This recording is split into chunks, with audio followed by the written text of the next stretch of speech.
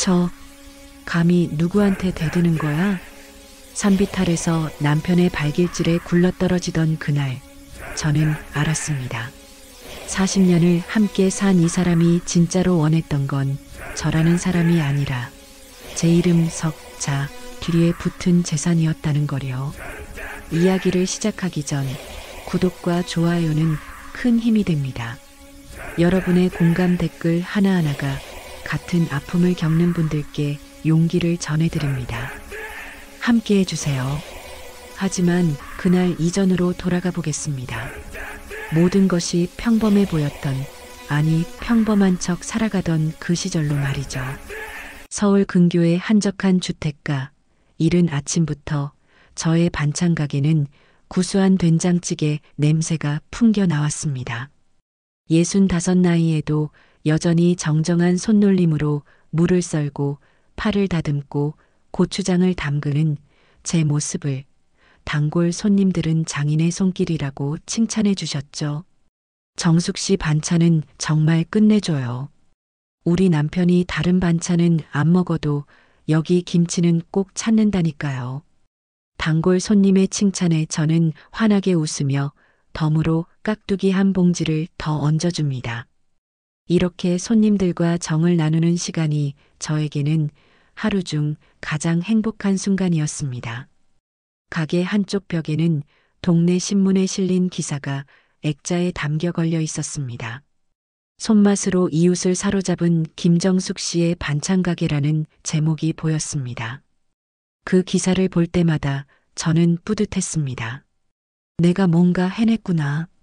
내 이름으로 된 가게, 내 손으로 만든 음식으로 사람들을 행복하게 해주는구나. 하지만 가게 문을 닫고 집으로 돌아가는 저의 발걸음은 점점 무거워졌습니다. 집 골목에 들어서면서부터 어깨가 움츠러들기 시작했고 현관문 앞에 서면 숨을 한 번 크게 들이마셔야 했습니다. 열쇠를 돌리는 그 짧은 순간 저는 늘 같은 생각을 했습니다. 오늘은 뭐라고 하실까? 밥이 늦었다고 할까? 아니면 반찬이 없다고 하실까? 또 늦게 들어와. 밥은 했어, 안 했어? 거실에서 들려오는 남편 박성호의 목소리가 귀청을 때렸습니다. 67 나이의 성호는 겉으로 보기에는 점잖은 은퇴교사였습니다. 동네 사람들 앞에서는 유식한 말투로 세상 돌아가는 이야기를 논하고 후배 교사들에게는 인생 선배로서 조언을 아끼지 않는 어른이었죠. 하지만 집안에서의 성우는 전혀 다른 사람이었습니다. 지금 하면 돼요. 저는 최대한 부드럽게 대답하며 부엌으로 향했습니다. 앞치마를 두르고 냉장고를 열어 반찬들을 꺼내는데 손이 저도 모르게 떨렸습니다. 가게에서는 이렇게 떨리지 않는데 왜 집에만 오면 이럴까요? 밥을 차리고 상을 내왔습니다. 된장찌개, 김치찌개, 무생채, 시금치나물, 계란말이. 손님들이 맛있다고 칭찬하는 그 반찬들이었지만 남편 앞에 놓이는 순간 저는 불안했습니다. 국은 왜 이렇게 싱거워? 당신 혀가 망가진 거 아니야? 시작이구나. 너무 짜게 먹으면 안 좋아요. 저는 묵묵히 국그릇을 들고 부엌으로 향했습니다. 소금을 조금 더 넣고 다시 끓였습니다. 40년을 함께 산 세월 동안 이런 말들이 얼마나 많았는지 이제는 세어볼 수도 없었습니다. 처음에는 화도 나고 서러워서 눈물도 흘렸습니다. 저도 사람인데 왜 이렇게 대하세요? 라고 맞서기도 했죠. 하지만 그럴 때마다 돌아온 건 더 큰 목소리, 더 날카로운 말들이었습니다. 참아야지. 가족인데, 부부인데, 이게 결혼 생활이지 뭐. 어느새 그것마저 익숙해진 제 자신이 싫을 뿐이었습니다. 저녁을 먹는 동안에도 성우의 잔소리는 계속되었습니다. 아들 집에 또 돈 보냈다며? 저는 숟가락을 든 손을 멈췄습니다. 당신이 벌어서 당신 맘대로 쓴다지만 그렇게 자꾸 주면 애들이 버릇 없어져. 스스로 벌 생각을 안 한다고. 제 돈으로 제 자식 돕는 게 뭐가 문제란 말인가. 하지만 저는 대답 대신 고개만 끄덕였습니다. 며칠 전 아들 진우에게 보낸 100만 원이 성호의 심기를 건드린 모양이었습니다. 하지만 저에게 아들은 그 무엇과도 바꿀 수 없는 소중한 존재였습니다. 늦은 나이에 얻은 아들이기에 더욱 애틋했고 그 아들이 힘들어한다는데 어미로서 가만히 있을 수 없었습니다. 42이나 먹은 아들이지만 제 눈에는 여전히 제 품에 안기던 그 아이였습니다. 며칠 뒤 추석을 앞두고 아들 내외가 집에 들렀습니다. 엄마, 40이 넘은 진우는 여전히 어머니 앞에서 어린아이처럼 굴었습니다. 명절 음식 준비하시느라 힘드시죠? 제가 도와드릴게요. 괜찮아. 이 정도야 뭐. 엄마, 아내가 도와주겠다는데 고맙지. 며느리 윤지연은 38 나이답지 않게 동안이었습니다. 늘 공손한 말투와 밝은 미소로 저를 대했지만 저는 가끔 그 미소 뒤에 숨겨진 무언가를 느낄 때가 있었습니다. 마치 가면을 쓴 것 같은 어색함이랄까요? 어머님, 제가 전 부치는 거 도와드릴게요. 그래, 고맙다. 근데 하은이는? 하은이는 거실에서 할아버지랑 있어요. 요즘 유튜버가 되겠다고 맨날 핸드폰으로 영상 찍어대서요. 지연의 말에 저는 미소를 지었습니다. 11살 손녀 하은이는 저의 삶에서 가장 큰 위로였습니다. 학교에서 상을 받으면 제일 먼저 달려와 자랑하고 제가 만든 음식을 먹으며 세상에서 제일 맛있어요. 라고 외치는 아이였습니다. 부엌에서 전을 부치는데 지연이 저에게 조심스럽게 물었습니다. 어머님, 그 건물 월세 잘 들어오죠? 저의 손이 잠시 멈췄습니다. 지연이 말한 건물은 저의 친정 부모님이 평생 모은 돈으로 사서 딸인 저에게 물려준 소형 상가였습니다. 크지는 않지만 매달 들어오는 월세로 노후를 준비할 수 있는 유일한 자산이었습니다. 응, 잘 들어오고 있어. 그렇군요. 요즘 부동산 시세가 많이 올랐다던데 관리 잘하셔야 해요. 지연의 말에는 묘한 뉘앙스가 담겨 있었지만 저는 대수롭지 않게 넘겼습니다. 그저 며느리가 시어머니의 노후를 걱정해 주는 거겠지. 저녁 식사 자리에서 성우가 입을 열었습니다. 이번 추석엔 성묘를 좀 특별히 하려고 해. 우리 선산만 가는 게 아니라 장인 장모님 산소에도 들르자. 저는 깜짝 놀라 남편을 바라봤습니다. 40년 결혼 생활 동안 성우가 친정 부모 산소에 가자고 한 적은 단 한 번도 없었습니다. 오히려 제삿날도 아닌데 뭐하러 가냐며 핀잔을 주곤 했습니다. 정말 그래도 되겠어요? 왜 안 돼? 장인 장모님도 우리 부모님이지. 이번 추석엔 제대로 인사드려야지. 성호의 말에 진우와 지연이 환하게 웃으며 맞장구 쳤습니다. 아버지 말씀이 맞아요. 외할아버지, 외할머니께도 인사드려야죠. 그러게요. 하은이도 증조할아버지, 증조할머니 뵙고 싶어 할 거예요. 저는 가슴이 뭉클했습니다. 오랜만에 찾아갈 부모님 산소를 생각하니 눈시울이 붉어졌습니다. 어쩌면 남편도 나이가 들면서 마음이 변한 걸까? 이제야 내 마음을 조금이라도 이해해 주려는 걸까? 가족이 이렇게 화목하게 지내는 게 제가 바라던 전부였습니다. 그날 밤 저는 오랜만에 편안한 마음으로 잠자리에 들었습니다. 추석날 가족들과 함께 부모님 산소를 찾아가는 상상을 하니 가슴이 따뜻해졌습니다. 하지만 저는 몰랐습니다. 그 따뜻함 뒤에 숨겨진 차가운 계획을, 그리고 저를 향해 다가오고 있는 폭풍을 말입니다. 잠자리에 든 후 거실에서 나지막한 대화 소리가 들렸습니다. 저는 잠이 오지 않아 화장실에 가려다가 그만 그 대화를 엿듣고 말았습니다. 아버지, 내일 그 얘기 꼭 꺼내세요. 어머니만 설득되면 우리 빚 문제 다 해결돼요.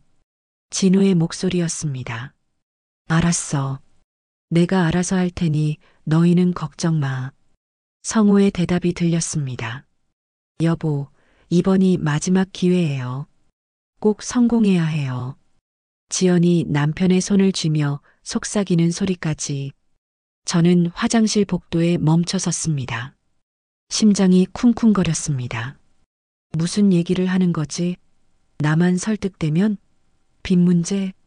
그때 하은이가 저를 발견하고 놀란 표정으로 저를 바라봤습니다. 아이는 핸드폰을 손에 쥔 채 복도 모퉁이에 서 있었습니다. 저는 하은이의 어깨를 가볍게 두드리며 방으로 들어가라고 손짓했습니다. 아이는 고개를 끄덕이며 저에게 미안한 듯한 눈빛을 보냈습니다. 침대에 누웠지만 잠이 오지 않았습니다. 설마 그럴 리가 없어.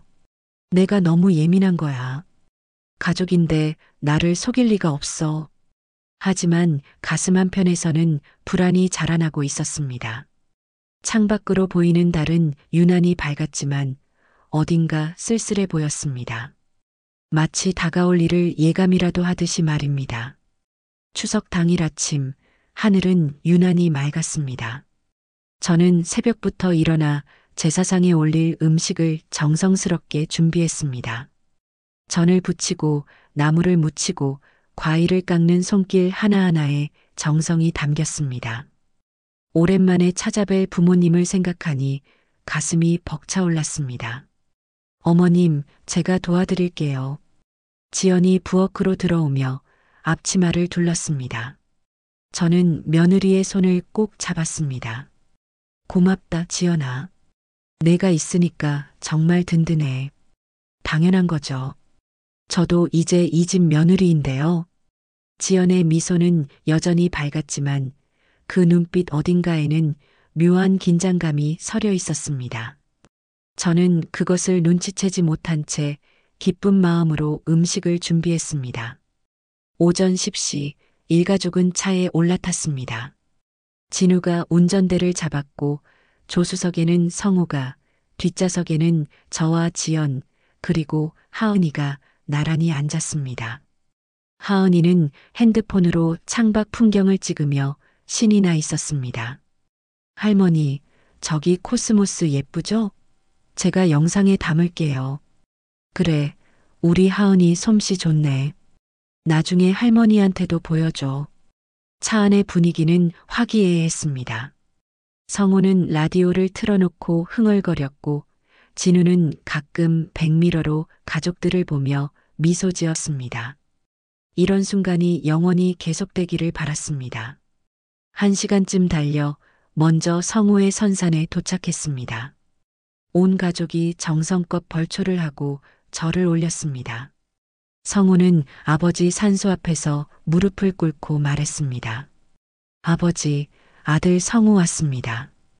가족들 모두 건강하고 이번에 큰일도 잘 마무리될 것 같습니다. 큰일? 무슨 큰일을 말하는 걸까? 저는 고개를 갸웃했지만 제사를 지내는 자리에서 묻기는 어려웠습니다. 성묘를 마치고 다시 차에 올랐습니다. 이제 저의 친정 부모님 산소로 향할 차례였습니다. 차 안에서 지연이 남편에게 속삭였습니다. 여보, 좀 있다가 아버님이 말씀하실 때 잘 맞춰요. 분위기 잘 띄워야 해요. 알았어. 걱정 마.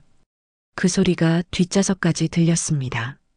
하은이는 핸드폰으로 몰래 영상을 찍기 시작했습니다.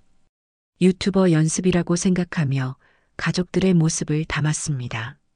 저는 창밖을 바라보며 가슴 한편의 불안을 애써 무시했습니다. 아니야, 괜한 걱정이야. 저의 친정 부모 산소는 조용한 산자락에 있었습니다. 차에서 내려 가파른 산길을 오르는데 저의 눈가가 촉촉이 젖어들었습니다. 돌아가신 지 10년이 넘었지만 이곳에 올 때마다 어린아이처럼 눈물이 났습니다. 아버지, 어머니, 딸 정숙이 왔어요. 오랜만이죠. 정성껏 준비한 꽃을 올리고 무릎을 꿇고 절을 올렸습니다. 성호도 옆에서 함께 절을 했고 진우 내외와 하은이도 차례로 인사를 드렸습니다. 저는 가슴이 뭉클했습니다. 이렇게 가족이 함께 부모님께 인사드리는 모습이 너무나 감사했습니다. 아버지, 어머니, 보고 계시죠? 제 가족이 이렇게 화목하답니다. 제사를 마치고 산소 앞에 둘러앉았을 때였습니다. 성우가 담배를 꺼내 물고 불을 붙였습니다. 그리고는 저를 빤히 쳐다보더니 입을 열었습니다. 여보, 응? 장인어른이 남겨주신 그 건물 말이야. 순간 제 심장이 철렁 내려앉았습니다. 성우의 목소리에는 평소와 다른 무게감이 실려 있었습니다. 무슨 얘기를 하려는 거야? 이제 슬슬 정리할 때도 됐잖아. 나이도 있고 나중에 복잡해지기 전에 내 명의로 바꾸자. 저는 귀를 의심했습니다. 부모님 산소 앞에서 그것도 성묘를 마친 직후에 이런 말을 한다는 게 믿기지 않았습니다. 무슨 소리야? 그건 우리 부모님이 나한테 물려주신 거야. 그래, 알아. 근데 부부 사이에 내 거가 어디 있어? 명의만 바꾸는 건데 뭐가 문제야? 성우의 목소리에 짜증이 묻어났습니다. 옆에서 지연이 거들었습니다. 어머님, 아버님 말씀이 맞아요. 어차피 나중엔 다 저희한테 오는 거잖아요. 미리 정리하시는 게 세금도 절약되고 좋아요. 지연아, 그건 그렇게 간단한 문제가 아니야. 제 목소리가 떨렸습니다. 진우는 고개를 숙인 채 아무 말도 하지 않았습니다. 그 침묵이 더 무서웠습니다. 간단하지. 뭐가 복잡해? 당장 다음 주에 등기소 가자. 서류만 몇 개 쓰면 끝나는 일이야. 성우가 담배 연기를 내뿜으며 말했습니다. 저는 남편의 눈빛을 똑바로 바라봤습니다. 그 눈에는 따뜻함도 배려도 없었습니다. 오직 자신이 원하는 것을 얻어내겠다는 집요함만 가득했습니다. 안 돼. 절대 안 돼. 제 단호한 거절에 성우의 얼굴이 일그러졌습니다. 뭐? 지금 나한테 안 된다고 했어? 그래, 안 된다고 했어. 그건 우리 아버지 어머니가 평생 고생해서 모으신 거야. 딸인 나한테 주신 거라고. 이 여자가 지금 미쳤나? 감히 누구한테 대드는 거야? 성우의 고함 소리에 주변 산새들이 날아올랐습니다. 지연이 제 팔을 잡았습니다. 어머님, 진정하세요. 아버님도 어머님 생각해서 하시는 말씀이잖아요. 내 생각? 이게 내 생각을 해서 하는 짓이야? 저는 며느리의 손을 뿌리쳤습니다. 그때 진우가 조심스럽게 입을 열었습니다. 엄마, 우리도 사정이 있어요. 사업 자금이 좀 필요해서 그래요. 그 건물을 담보로 대출 좀 받으려고요. 뭐라고? 저는 아들을 믿을 수 없다는 표정으로 바라봤습니다. 너희들, 처음부터 계획한 거였구나. 생전 안 오던 여기 산소에 온 것도 다 이것 때문이었어? 성우가 비웃듯 말했습니다. 뭘 이제 알았어? 그래, 맞아. 장인 산소 온 것도 다 이것 때문이야. 분위기 좋을 때 얘기하면 내가 쉽게 승낙할 줄 알았지. 당신이 어떻게? 제 목소리가 울먹였습니다. 40년을 함께 산 남편이, 그리고 제가 목숨보다 아끼는 아들이 이렇게 저를 배신할 줄은 꿈에도 몰랐습니다. 평생 당신한테 맞춰 살았어. 하지만 이건 아니야. 절대 안 돼. 제가 단호하게 말하자 성우는 갑자기 벌떡 일어섰습니다. 이 고집불통 같은 년, 내가 뭔데 감히 내 말을 안 들어? 여보, 진정해. 사람들이 봐. 지연이 황급히 성우를 말렸지만 이미 분노로 이성을 잃은 성우는 제게 다가왔습니다. 당장 도장 찍겠다고 해. 안 그러면? 안 그러면 뭐? 날 어떻게 하겠다는 거야? 저도 맞서 소리쳤습니다. 평생 참고 살았던 분노가 폭발하는 순간이었습니다. 바로 그때였습니다. 성우의 발이 제 옆구리를 향해 날아왔습니다. 순식간에 일어난 일이었습니다. 발길질을 당한 저는 중심을 잃고 비탈길 아래로 굴러떨어지기 시작했습니다. 엄마, 어머님, 진우와 지연의 비명이 산을 울렸습니다. 하은이는 그 모든 장면을 핸드폰 화면으로 보고 있었습니다. 떨리는 손으로 영상을 찍던 핸드폰이 바닥에 떨어질 뻔했지만 녹화는 멈추지 않았습니다.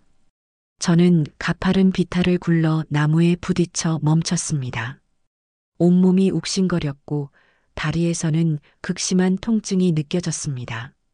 하늘을 올려다보니 구름이 몰려오고 있었습니다. 내가 미끄러진 거야. 내가 건드린 게 아니라고. 성우는 위에서 내려다보며 소리쳤습니다. 지연이 급히 119에 전화를 걸었습니다. 진우는 비탈 아래로 내려가 저를 부축했습니다. 엄마, 괜찮아? 정신 차려. 저는 아들의 얼굴을 보며 눈물을 흘렸습니다. 하지만 그 눈물이 고통 때문인지 배신감 때문인지 알 수 없었습니다. 하늘에서 빗방울이 떨어지기 시작했습니다. 그 비는 마치 제 눈물처럼 차갑고 슬펐습니다. 핸드폰이 바닥에 떨어져 있었지만 카메라는 여전히 돌아가고 있었습니다. 그리고 음성이 또렷하게 녹음되고 있었습니다. 여보, 이제 됐어요. 건물은 우리 거예요. 지연의 목소리였습니다. 엄마가 이렇게 다치면 도장 안 찍을 수 없을 거야. 겁먹었을 테니까. 진우의 목소리도 들렸습니다. 그래, 잘했어. 이제 병원 가자. 구급차 오기 전에 이야기 맞춰야 해. 엄마가 미끄러진 거야. 알았지? 성우의 목소리까지. 세 사람이 제가 쓰러진 아래쪽에서 나누는 대화가 고스란히 녹음되어 있었습니다. 구급차 사이렌 소리가 점점 가까워졌습니다. 저는 의식이 흐릿해지는 가운데 생각했습니다. 이게 끝일까? 아니면 시작일까? 알 수 없었습니다. 다만 한 가지는 확실했습니다. 이제 모든 것이 달라질 거라는 것을. 구급차 안에서 저는 정신을 잃었다 깨어나기를 반복했습니다. 사이렌 소리가 귓가를 울렸고 구급대원의 목소리가 아득하게 들려왔습니다. 혈압 떨어지고 있어요. 빨리 병원 가야 합니다. 의식은 있나요? 간헐적으로 깨어나는데 계속 혼미한 상태예요. 제 눈앞에는 주마등처럼 여러 장면이 스쳐 지나갔습니다. 젊은 날 성우와 결혼식을 올리던 모습, 진우를 낳고 처음 안아보던 순간, 그리고 산빛 아래서 저를 발로 차던 남편의 차가운 눈빛까지 모든 게 뒤섞여 혼란스러웠습니다. 하지만 한 가지는 분명했습니다. 이제 더 이상 참지 않을 거야. 더 이상 당하지 않을 거야. 그 다짐만이 희미해지는 의식 속에서도 또렷했습니다. 병원 응급실에 도착했을 때는 이미 해가 뉘엄거리고 있었습니다. 의사들이 분주하게 움직였고 엑스레이와 CT 촬영이 이어졌습니다. 저는 차가운 검사대 위에 누워 천장의 형광등을 바라봤습니다. 빛이 너무 밝아서 눈이 부셨지만 마음은 그 어느 때보다 어두웠습니다. 왼쪽 다리 골절이 심각합니다. 수술이 필요해요. 그리고 갈비뼈에도 금이 갔고요. 의사의 설명을 듣던 성우는 한숨을 내쉬었습니다. 에휴, 조심성이 없어서 그렇지. 산에서 왜 그렇게 덜렁거렸대요? 조심성? 덜렁거렸다고? 보호자분, 환자분이 어떻게 다친 건가요? 외상 정도를 보면 단순 낙상치고는. 산비탈이 가팔랐어요. 돌부리에 걸려 넘어지면서 한참을 굴렀죠. 그러니 이렇게 된 거 아니겠어요? 성우는 태연하게 거짓말을 늘어놓았습니다. 의사는 의아한 표정을 지었지만 더 이상 묻지 않았습니다. 수술은 3시간 넘게 걸렸습니다. 저는 회복실에서 병실로 옮겨졌을 때는 이미 밤이 깊어 있었습니다. 침대에 누운 제 왼쪽 다리에는 깁스가 감겨 있었고 얼굴 여기저기에 멍이 들어 있었습니다. 다음 날 아침 제가 눈을 떴을 때 병실에는 지연과 하은이가 앉아 있었습니다. 며느리는 과일을 깎으며 밝게 웃었고 하은이는 제 침대 옆 의자에 앉아 불안한 표정으로 핸드폰을 만지작거리고 있었습니다. 어머님, 일어나셨어요? 많이 아프시죠? 저는 대답 대신 천천히 고개를 돌려 창밖을 바라봤습니다. 지연은 깎은 사과를 제 앞에 내밀었습니다. 좀 드세요. 기력 차리셔야죠. 진우는 회사 갔어요. 휴가를 너무 많이 쓰면 안 되잖아요. 아버님도 집에 계시고요. 남편은 아내가 병원에 입원했는데도 집에 있다는 말이었습니다. 저는 쓴웃음을 지었습니다. 어머님, 그게... 지연이 조심스럽게 말을 꺼냈습니다. 하은이가 엄마를 올려다봤지만 지연은 신경 쓰지 않았습니다. 어머님도 아시잖아요. 저희 형편이 어떤지. 사업 자금이 정말 급해요. 이번 달 안에 돈을 마련 못하면 진우는 완전히 망해요. 그래서 제 목소리는 차갑게 식어 있었습니다. 그 건물만 좀 담보로 잡으면 돼요. 명예 이전까지는 안 바래요. 그냥 대출 좀 받게 동의만 해주세요. 내가 거절하면? 어머님, 지연의 목소리가 높아졌습니다. 하은이가 깜짝 놀라 움찔했습니다. 지금 아들이 죽게 생겼는데 그게 그렇게 중요해요? 겨우 건물 하나가 아들보다 소중해요? 저는 며느리를 똑바로 바라봤습니다. 그 눈빛에는 더 이상 착한 며느리의 모습이 없었습니다. 오직 돈에 대한 집착과 욕심만 가득했습니다. 지연아, 그 건물은 내가 죽어도 너희한테 안 넘긴다. 뭐라고요? 산에서 날 발로 찬 게 누군지 나는 다 알아. 그리고 너희가 왜 그랬는지도 알아. 지연의 얼굴이 새하얗게 질렸습니다. 하은이는 두 사람의 대화를 들으며 고개를 더욱 숙였습니다. 무슨 소리예요? 어머니가 미끄러진 거잖아요. 거짓말하지 마. 내 눈으로 똑똑히 봤어. 당신 남편도 옆에서 다 보고 있었잖아. 어머니가 잘못 본 거예요. 충격 때문에 기억이 왜곡된 거라고요. 지연은 황급히 변명했지만 목소리는 떨리고 있었습니다. 나가줘. 당장 내 눈앞에서 사라져. 제가 쏘아붙이자 지연은 입술을 깨물며 일어섰습니다. 잠깐 나갔다 올게요. 지연은 병실 문을 세게 닫고 나갔습니다. 문이 쾅 닫히는 소리가 병실을 울렸습니다. 저는 천천히 눈물을 흘렸습니다. 평생 가족을 위해 살았는데 결국 저에게 돌아온 건 배신과 폭력뿐이었습니다. 한참을 그렇게 있다가 하은이가 조심스럽게 제 침대 옆으로 다가왔습니다.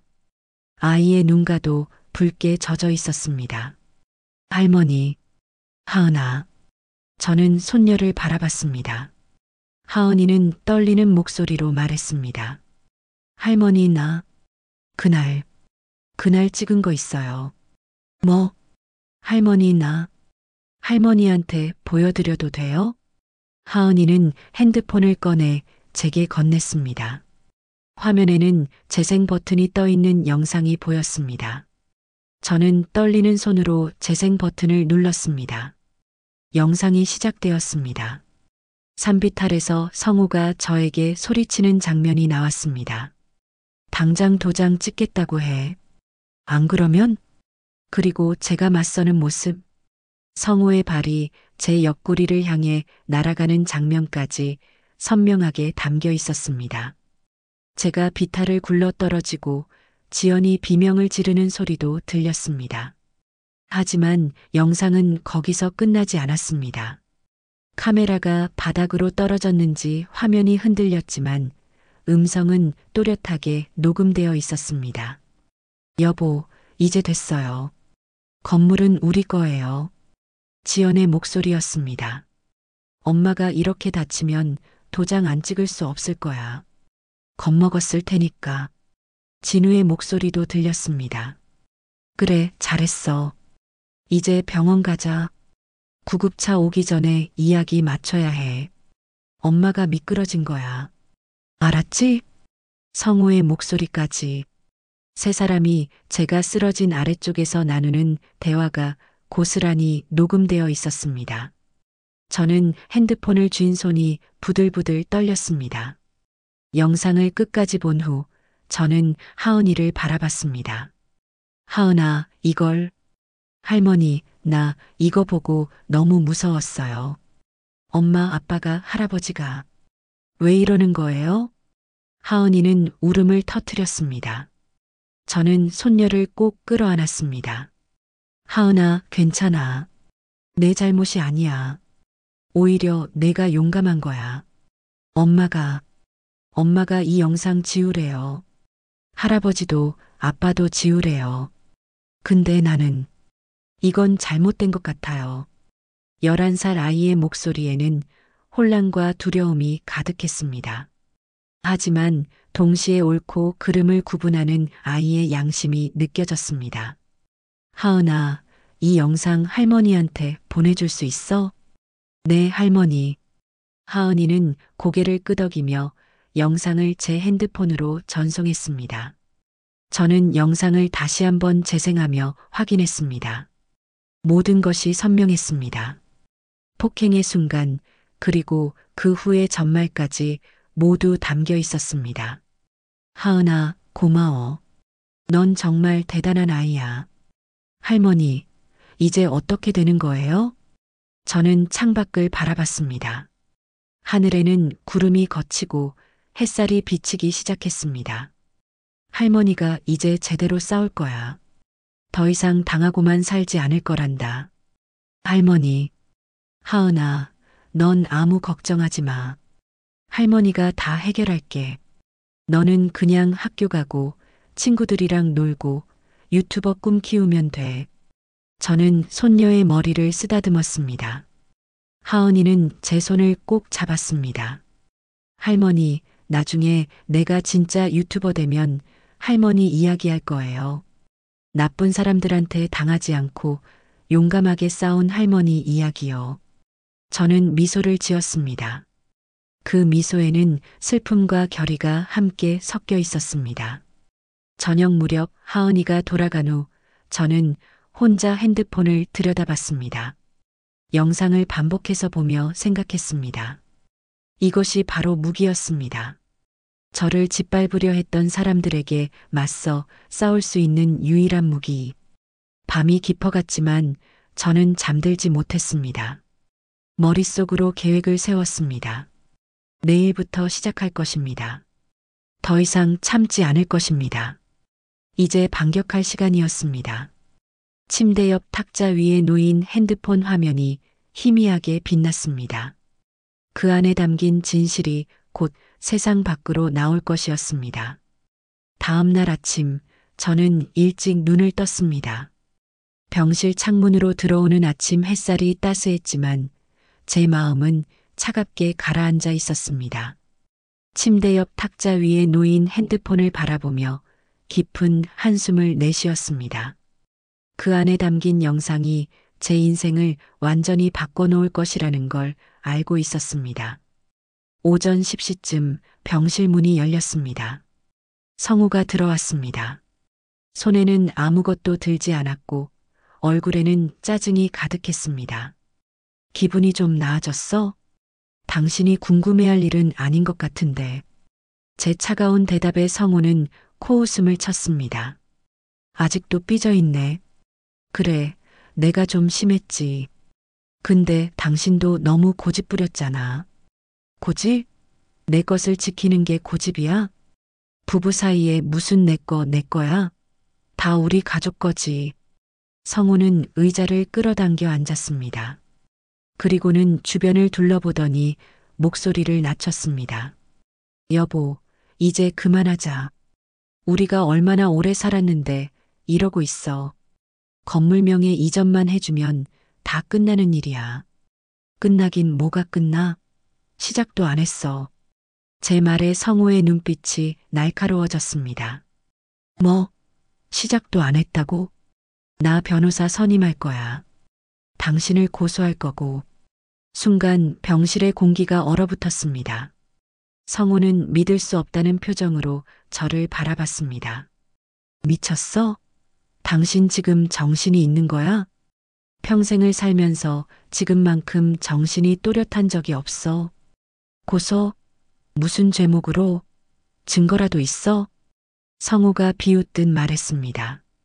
하지만 저는 침착하게 핸드폰을 들어 올렸습니다. 이게 증거야. 뭐? 하은이가 찍었어. 당신이 날 발로 차는 장면. 그리고 그 뒤에 지연이랑 진우랑 한 얘기까지 다 녹음되어 있어. 성우의 얼굴에서 핏기가 싹 가셨습니다. 그는 벌떡 일어나 제게 다가왔습니다. 그 영상 당장 내놔. 안 돼. 이건 내 목숨줄이야. 이 여자가 정말. 성우가 제 핸드폰을 빼앗으려 손을 뻗는 순간 병실 문이 벌컥 열렸습니다.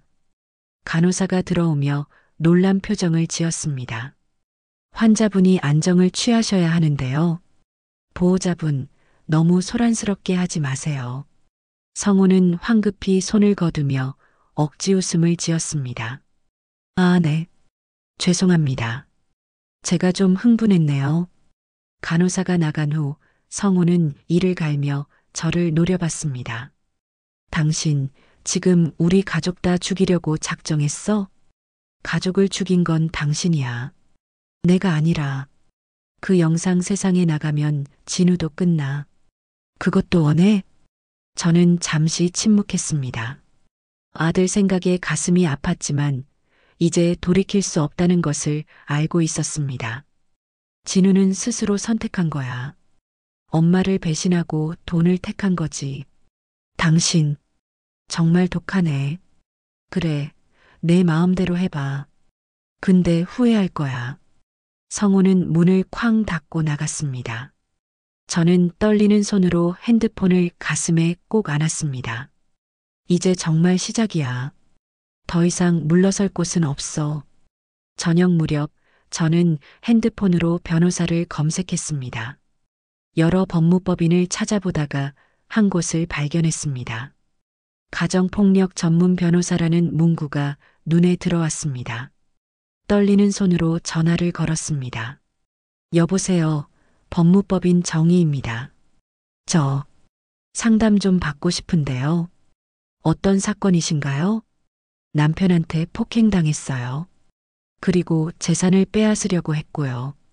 전화 너머로 잠시 침묵이 흘렀습니다. 증거가 있으신가요? 네, 영상이 있어요. 폭행 장면이랑 음모 꾸민 것까지 다 찍혀 있어요. 그렇다면 충분히 승소 가능성이 있습니다. 내일 사무실로 오실 수 있으세요? 지금 입원 중이에요. 변호사님이 병원으로 와주실 수 있나요? 물론입니다. 병원 주소 알려주세요. 전화를 끊고 저는 깊은 숨을 내쉬었습니다. 이제 시작이었습니다. 다음 날 오전 젊은 여성 변호사가 병실을 찾아왔습니다. 이름은 강민정. 30대 중반으로 보이는 단정한 인상의 변호사였습니다. 김정숙님 맞으시죠? 저는 강민정 변호사입니다. 네, 와주셔서 감사합니다.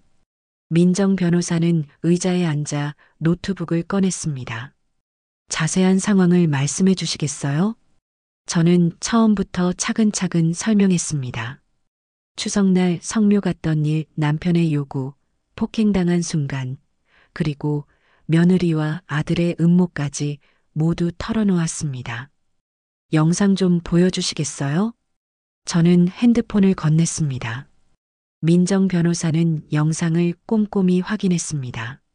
폭행 장면을 볼 때는 미간을 찌푸렸고 음모 대화를 들을 때는 고개를 저었습니다. 이 정도면 폭행죄는 확실합니다. 그리고 재산 강취 미수로도 고소 가능해요. 정말요? 네, 명백한 증거가 있으니까요. 민정 변호사의 표정이 진지해졌습니다. 그런데 김정숙님 각오하셔야 할 게 있어요. 네. 이 사건이 법정에 가면 가족관계는 완전히 파탄날 거예요. 그래도 괜찮으시겠어요? 저는 잠시 망설였습니다. 하지만 곧 고개를 끄덕였습니다. 이미 파탄났어요. 이제라도 제대로 정리하고 싶어요. 알겠습니다. 그럼 고소장을 작성하겠습니다. 폭행죄, 재산 강취 미수, 그리고 학대죄까지 추가할게요. 학대요? 네. 오랜 기간 언어폭력과 정서적 학대를 받으신 것 같으니까요. 이것도 처벌 대상입니다. 저는 고개를 끄덕였습니다. 40년간의 무시와 모욕도 학대였구나. 민정 변호사는 서류를 꺼내며 말했습니다. 여기 위임장에 서명해 주세요. 그리고 고소장 제출하면 경찰 조사 나올 거예요. 네, 알겠습니다. 제가 서명을 마치자 민정 변호사는 제 손을 꼭 잡았습니다. 용기 내셨어요. 많은 분들이 평생 참고 사는데 김정숙 님은 용감하세요. 용감한 게 아니에요. 그냥 더 이상 못 참겠어요. 그것도 용기입니다. 제가 끝까지 도와드릴게요. 민정 변호사가 나간 후 저는 창밖을 바라봤습니다. 하늘에는 먹구름이 끼어 있었지만 제 마음은 조금 가벼워진 것 같았습니다. 드디어 저 자신을 위해 싸우기 시작한 것입니다. 그날 저녁 성호에게서 전화가 왔습니다. 저는 받지 않았습니다. 곧이어 진우에게서도 전화가 왔지만 역시 받지 않았습니다. 문자 메시지가 연달아 왔습니다. 엄마, 제발 전화 좀 받아요. 어머님, 이러지 마세요. 우리 얘기 좀 해요. 하지만 저는 모두 무시했습니다. 이제 대화할 것도 들어줄 것도 없었습니다. 오직 법정에서 진실을 밝히는 것만이 남았을 뿐이었습니다. 사흘 후 경찰이 병원을 찾아왔습니다. 2명의 형사가 제 병실로 들어왔고 그중 나이 지긋한 형사가 조심스럽게 입을 열었습니다. 김정숙 님 맞으시죠? 저희는 강남경찰서 형사과입니다. 제출하신 고소장 관련해서 진술 좀 받으러 왔습니다. 네, 앉으세요. 형사들은 의자를 끌어당겨 앉았고 녹음기를 꺼내 테이블 위에 올려놓았습니다. 먼저 영상부터 확인하겠습니다. 저는 핸드폰을 건넸고 형사들은 영상을 재생했습니다. 화면 속에서 성우가 저를 발로 차는 장면이 나오자 젊은 형사가 인상을 찌푸렸습니다. 이건 명백한 폭행이네요. 게다가 뒤에 나오는 대화까지 계획적인 범행으로 보입니다. 네, 그래서 고소한 겁니다. 나이든 형사가 노트를 펼치며 물었습니다. 남편분이 평소에도 폭력을 행사했나요? 손찌검은 없었어요. 근데 욕설이랑 협박은 많았죠. 평생 그렇게 살았어요. 증인이 있나요? 손녀가 봤어요. 영상도 그 애가 찍은 거고요. 형사들은 고개를 끄덕이며 기록했습니다. 1시간 가까이 진술을 받은 후 형사들은 자리에서 일어났습니다. 내일 피의자를 소환하겠습니다. 그리고 며느리분과 아드님도 참고인으로 조사할 예정입니다. 네, 알겠습니다. 형사들이 나간 후 저는 깊은 한숨을 내쉬었습니다. 이제 모든 게 공식화되는 순간이었습니다. 다음 날 오후 성우는 경찰서에 출두했습니다.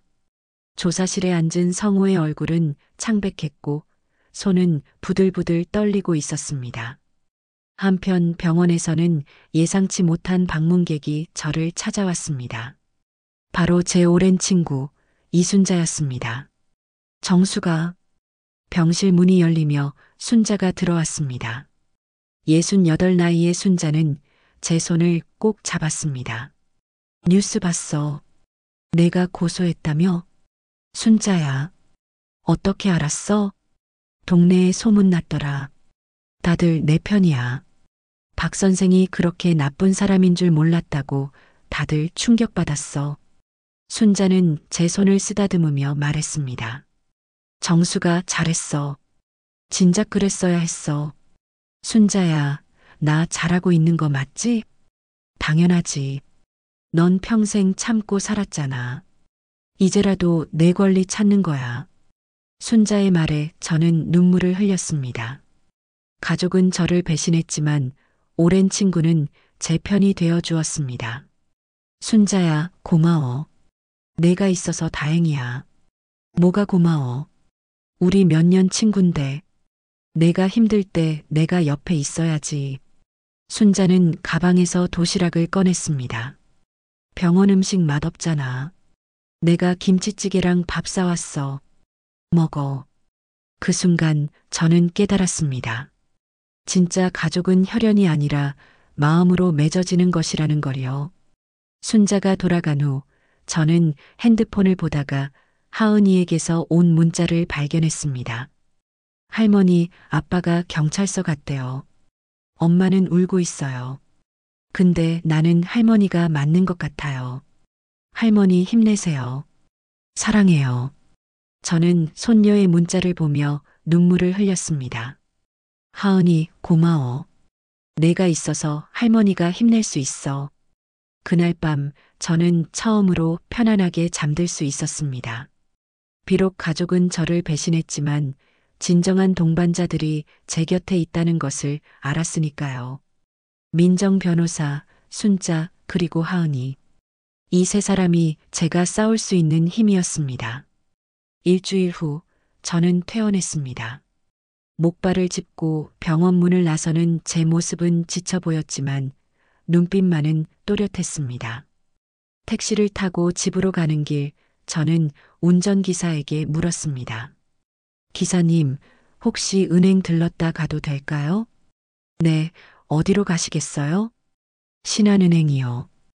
은행에 도착한 저는 창구로 갔습니다. 직원에게 건물 등기부등본을 보여주며 말했습니다. 이 부동산 관련해서 모든 권리를 동결하고 싶어요. 제 동의 없이는 아무도 손댈 수 없게요. 신탁 업무 말씀하시는 건가요? 네, 맞아요. 은행 직원은 서류를 꺼내며 설명했습니다. 신탁 설정하시면 소유권은 그대로지만 처분이나 담보 설정은 신탁기관 동의 없이 불가능합니다. 그럼 남편이나 아들도 못 건드리는 거죠? 네, 본인만 처분할 수 있습니다. 저는 망설임 없이 서류에 서명했습니다. 이제 그 누구도 제 재산을 건드릴 수 없었습니다. 은행 업무를 마치고 나오는데 진우에게서 전화가 왔습니다. 저는 받지 않았습니다. 곧이어 문자가 왔습니다. 엄마, 제발 전화 좀 받아요. 우리 얘기 좀 합시다. 하지만 저는 그 문자를 읽고도 답장하지 않았습니다. 더 이상 할 말이 없었습니다. 집에 도착한 저는 텅 빈 거실을 바라봤습니다. 성우는 집에 없었고 정적만이 감돌았습니다. 저는 소파에 앉아 눈을 감았습니다. 이제 시작이야. 진짜 싸움은 이제부터야. 저는 핸드폰을 꺼내 민정 변호사에게 문자를 보냈습니다. 변호사님, 건물 신탁 완료했습니다. 다음 단계 알려주세요. 곧 답장이 왔습니다. 잘하셨어요. 이제 본격적으로 법정 싸움 준비하겠습니다. 저는 미소를 지었습니다. 차갑고 단호한 미소였습니다. 평생 참고 살았지만 이제는 달랐습니다. 이제는 저 자신을 위해 싸울 것입니다. 그날 밤 저는 오랜만에 편안하게 잠들었습니다. 두려움은 있었지만 후회는 없었습니다. 첫 공판일이 밝았습니다. 저는 이른 아침부터 일어나 정장으로 갈아입었습니다. 거울 속 제 모습을 바라보며 깊은 숨을 들이마셨습니다. 얼굴의 멍은 아직 완전히 가시지 않았고 목발을 짚어야 했지만 제 눈빛만은 단호했습니다. 법원 앞에 도착했을 때 이미 몇몇 기자들이 대기하고 있었습니다. 제가 차에서 내리자 카메라 플래시가 터졌습니다. 피해자분, 한 말씀 해주시죠. 남편분의 폭행이 사실입니까? 건물 매각하고 급식소 여셨다는데 가족들 반응은 어떻습니까? 저는 아무 대답 없이 법원 안으로 들어갔습니다. 민정 변호사가 입구에서 기다리고 있었습니다. 김정숙님 준비되셨죠? 네, 변호사님. 오늘은 첫 공판이니까 주로 쟁점 정리하는 시간이에요. 긴장하지 마세요. 법정 안으로 들어서자 맞은편에 성우가 앉아 있었습니다. 그 옆에는 성우의 변호사가, 뒤쪽에는 진우와 지연이 방청석에 앉아 있었습니다. 성우와 눈이 마주친 순간 성우는 눈을 피했지만 저는 태연하게 시선을 돌렸습니다. 모두 일어나 주십시오. 재판장이 입장했습니다. 흰 머리에 위엄 있는 판사였습니다. 제701호 법정, 피고인 박성우 폭행 및 재산 강취 미수 사건 첫 공판을 시작하겠습니다. 피고인은 기소 내용을 인정합니까? 성우의 변호사가 일어섰습니다. 재판장님, 피고인은 기소 내용을 전면 부인합니다. 피해자가 주장하는 폭행은 사실이 아니며 단순한 부부간 다툼이었습니다. 부부간 다툼이라고요? 민정 변호사가 일어서며 반박했습니다. 재판장님, 피해자는 산비탈에서 피고인에게 발로 차여 굴러떨어졌습니다. 그로 인해 다리 골절과 갈비뼈 골절을 입었습니다. 이것이 단순한 다툼입니까? 증거를 제시해 주시기 바랍니다. 민정 변호사는 노트북을 열어 영상을 재생했습니다. 법정 앞 모니터에 산비탈에서 성우가 저를 발로 차는 장면이 선명하게 나타났습니다. 그리고 제가 비탈을 굴러 떨어지는 장면까지 이어졌습니다. 방청석에서 웅성거리는 소리가 들렸습니다. 진우는 고개를 숙였고 지연은 입술을 깨물었습니다. 이 영상은 피해자의 손녀가 우연히 촬영한 것입니다. 피고인의 폭행이 명백하게 담겨 있습니다. 재판장이 영상을 확인한 후 성우의 변호사를 바라봤습니다. 변호인, 이에 대한 입장은? 재판장님, 이 영상은 조작되었을 가능성이 있습니다. 요즘은 기술이 발달해서 영상 편집이 가능하지 않습니까? 조작이라고요? 민정 변호사가 서류를 꺼냈습니다. 재판장님, 저희는 이미 국립과학수사연구원에 영상 감정을 의뢰했습니다. 결과는 원본이며 조작되지 않았다는 결론입니다. 감정 결과서가 제출되자 성우의 변호사는 말문이 막혔습니다. 재판장이 성우를 향해 물었습니다. 피고인, 이 영상 속이 당신 맞습니까? 성우는 잠시 망설이다가 대답했습니다. 맞습니다.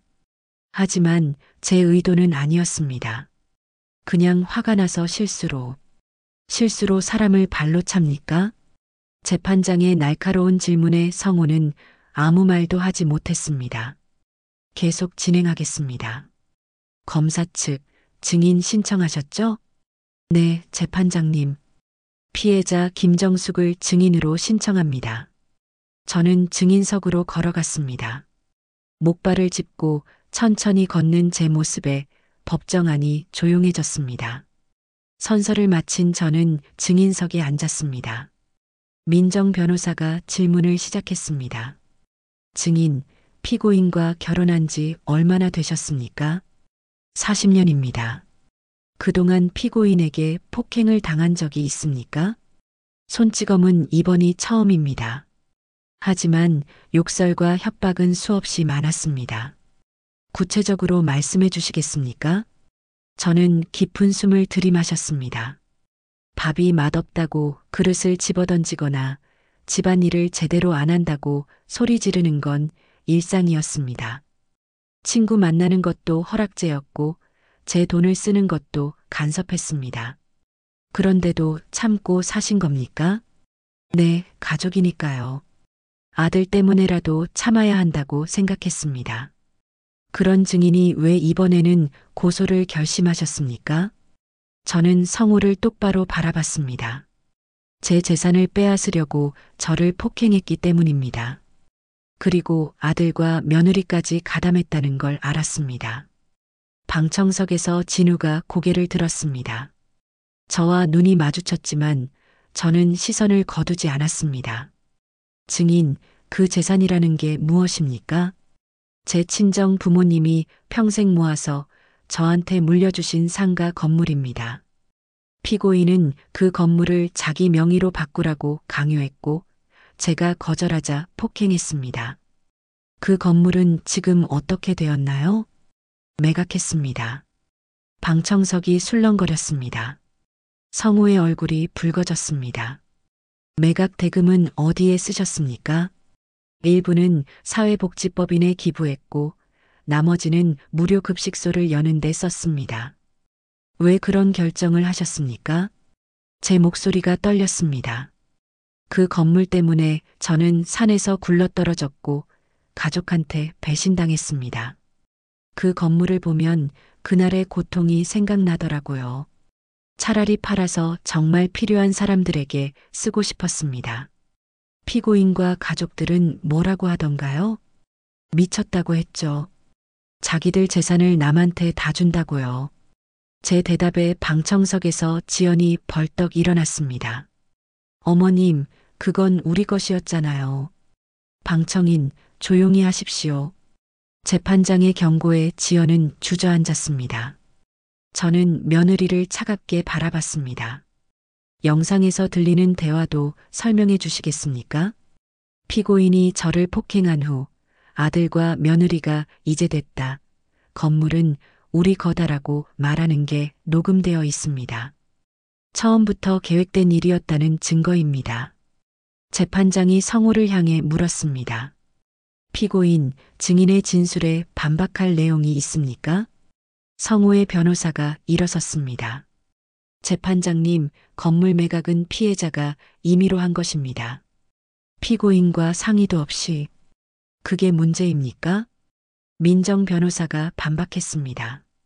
그 건물은 피해자의 친정 부모가 물려준 고유 재산입니다. 피고인과는 무관합니다.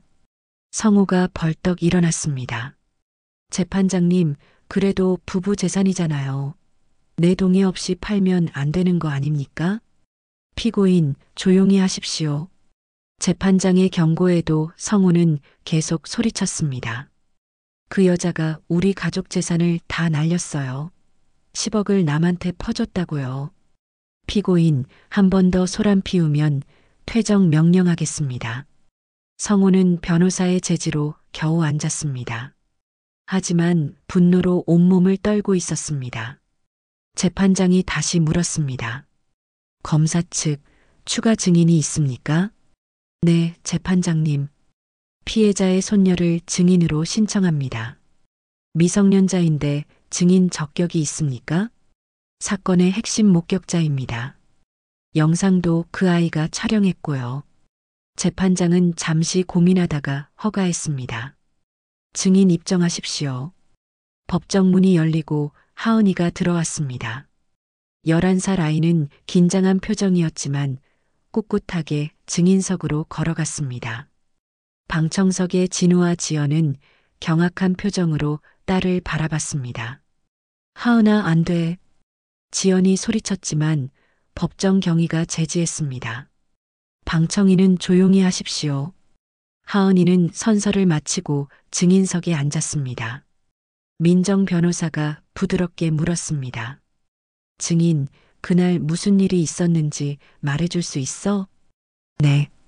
할아버지가 할머니를 발로 찼어요. 그래서 할머니가 산 아래로 굴러떨어졌어요. 그 장면을 어떻게 봤니? 저는 핸드폰으로 영상을 찍고 있었어요. 유튜버 연습하려고요. 그 후에 뭘 들었니? 하은이는 잠시 망설이다가 부모를 바라봤습니다. 그리고는 다시 앞을 향해 말했습니다. 엄마가 이제 됐어요. 건물은 우리 거예요 라고 했어요. 아빠도 거기 있었어요. 방청석에서 진우가 벌떡 일어났습니다. 하은아, 내가 지금 뭐 하는 거야? 방청인, 퇴정하시겠습니까? 재판장의 경고에 진우는 주저앉았습니다. 지연은 고개를 감싸쥐었습니다. 민정 변호사가 계속 질문했습니다. 증인, 할머니가 급식소 여신 거 알고 있니? 네, 알아요. 저도 거기 가봤어요. 어땠니? 할머니가 어르신들한테 밥 주시는데 정말 행복해 보였어요. 엄마 아빠는 돈만 얘기했는데 할머니는 사람을 생각하시더라고요. 하은이의 말에 법정안이 숙연해졌습니다. 재판장도 고개를 끄덕였습니다. 증인 수고했어요. 내려가도 좋습니다. 하은이가 증인석에서 내려오자 저는 손녀를 꼭 안아줬습니다. 하은이는 제 품에서 울음을 터뜨렸습니다. 재판장이 최후 진술 기회를 주었습니다. 피고인 할 말 있습니까? 성우는 떨리는 목소리로 말했습니다. 재판장님, 제가 잘못했습니다. 순간 화가 나서 정말 죄송합니다. 피해자에게 사과는 안 합니까? 성우는 저를 바라봤습니다. 여보, 미안해. 내가 정말 잘못했어. 그러니까 그 돈 좀. 돈? 저는 냉소를 흘렸습니다. 아직도 돈 얘기야? 사과는 무슨 돈이나 달라는 거지. 아니야, 그게 아니라. 이제 그만해. 당신 본심 다 들렸어. 재판장이 망치를 두드렸습니다. 오늘 공판은 여기까지입니다. 다음 공판은 2주 후입니다. 그때 최종 판결하겠습니다. 법정을 나서는 저에게 기자들이 몰려들었습니다. 피해자분, 기분이 어떠십니까? 10억을 기부하고 급식소 여셨는데 후회 없으십니까? 저는 카메라를 향해 또렷하게 말했습니다. 전혀 후회 없습니다. 욕심쟁이들 손에 들어가는 것보다 훨씬 낫습니다. 돈보다 소중한 게 사람이에요. 그 말을 끝으로 저는 법원을 나섰습니다. 뒤에서 진우의 목소리가 들렸습니다. 엄마, 엄마. 하지만 저는 돌아보지 않았습니다. 이제 돌아갈 곳도 돌아갈 이유도 없었습니다. 순자가 저를 기다리고 있었습니다. 정수가 잘했어. 정말 잘했어. 순자의 손을 잡고 법원을 나서는 제 발걸음은 가벼웠습니다. 비록 가족은 저를 배신했지만 진실은 밝혀졌습니다. 그리고 이제 진짜 싸움이 시작될 것입니다. 첫 공판이 끝난 그날 저녁, 저의 증언과 하은이의 증언은 뉴스 속보로 보도되었습니다. 지역 방송국을 넘어 전국 뉴스에까지 올랐습니다. 추석날에 폭행한 은퇴교사, 손녀가 찍은 영상으로 진실 드러나 10억 재산 기부하고 무료 급식소 연 65세 여성의 감동 스토리. 뉴스 화면에는 법정을 나서는 제 모습과 고개를 숙인 채 법원을 빠져나가는 성우의 모습이 교차로 나왔습니다. 앵커는 무거운 표정으로 말했습니다. 가족 간의 재산 다툼이 폭력으로 이어진 충격적인 사건입니다. 특히 피해자가 전 재산을 사회에 환원하며 큰 감동을 주고 있는데요. 저는 무료 급식소 안에서 혼자 뉴스를 보고 있었습니다. 화면 속의 모습이 낯설게 느껴졌습니다. 핸드폰이 울렸습니다. 민정 변호사였습니다. 김정숙님, 뉴스 보셨죠? 네, 지금 보고 있어요. 여론이 완전히 피해자 편입니다. 이러면 최종 판결도 우리에게 유리할 거예요. 그날 밤 급식소 문이 벌컥 열렸습니다. 성우였습니다. 술에 취한 듯 비틀거리며 들어왔습니다. 여보, 여기 있었구나. 어떻게 여기를 알고. 뉴스 봤어. 온 나라가 다 알더라고. 내 아내가 10억을 남한테 퍼줬다는 걸. 성우는 급식소 안을 둘러봤습니다. 깨끗하게 정리된 테이블과 주방 기구들이 보였습니다. 이게 다 내 돈으로 한 거야? 내 돈으로? 당신 돈 아니야. 내 친정 부모님이 물려주신 거라고. 부부 재산은 공동 재산이야. 법으로 정해진 거라고. 성우가 테이블을 주먹으로 쳤습니다.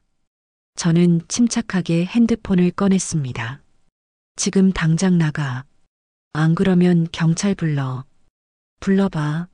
어차피 난 이미 기소된 몸이야. 뭐가 더 무섭겠어? 성우가 제게 다가왔습니다. 하지만 저는 물러서지 않았습니다. 한 발짝만 더 오면 당신 구속돼. 보석도 취소되고. 그럼 어때? 감옥 가기 전에 너라도 혼내주고 갈 거야. 바로 그때 급식소 문이 다시 열렸습니다. 경찰 2명이 들어왔습니다. 제가 미리 신고해 둔 것이었습니다. 신고받고 왔습니다. 무슨 일입니까? 저 사람이 술 먹고 들어와서 협박하고 있어요. 경찰이 성호를 제지했습니다.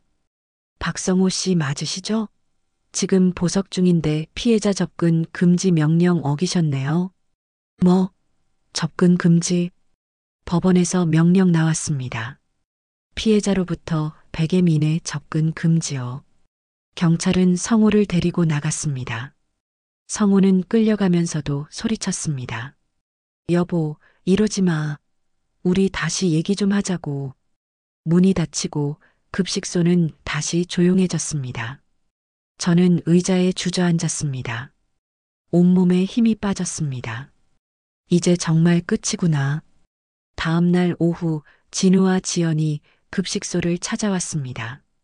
엄마, 진우의 목소리는 떨리고 있었습니다. 무슨 일이야? 엄마, 제발 고소 취하해줘.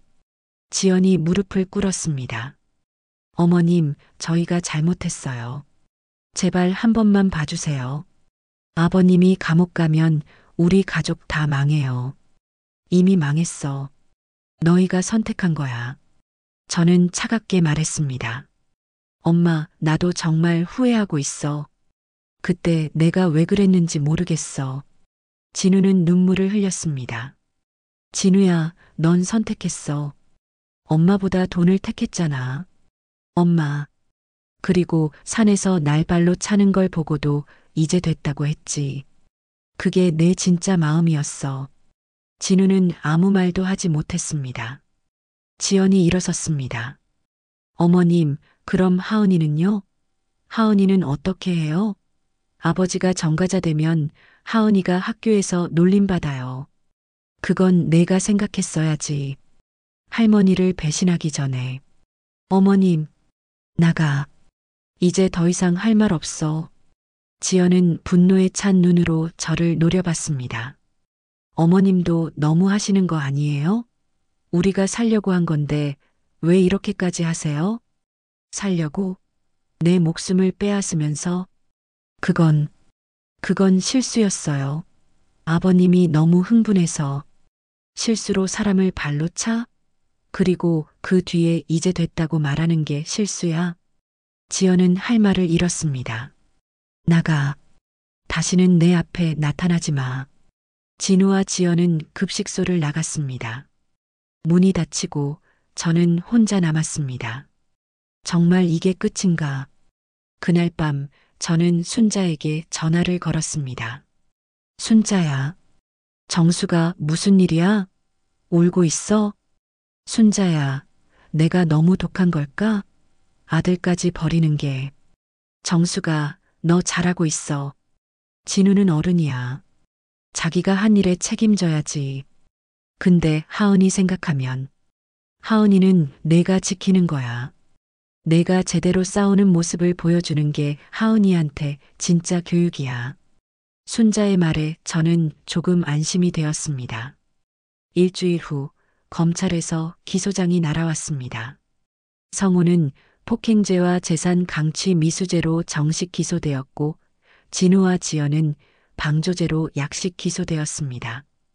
그 소식을 들은 성우는 집안에서 난동을 부렸습니다. 저는 이미 집을 나와 작은 원룸에서 살고 있었지만 이웃들이 전해준 소식이었습니다. 이게 다 내 짓이야. 내가 우리 가족을 망쳤어.